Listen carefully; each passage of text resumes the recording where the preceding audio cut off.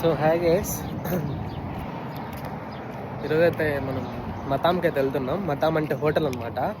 So దీనికి పొద్దునే tiffin చేయలేదు ఇంట్లో.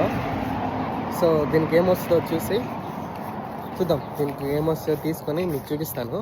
సో అదనమాట, చూద్దాం పదండి. కోవిడ్లో ప్రతి ఒక్క ఏరియాలో మసీదులు అయితే ఉంటాయన్నమాట ఇలాగా.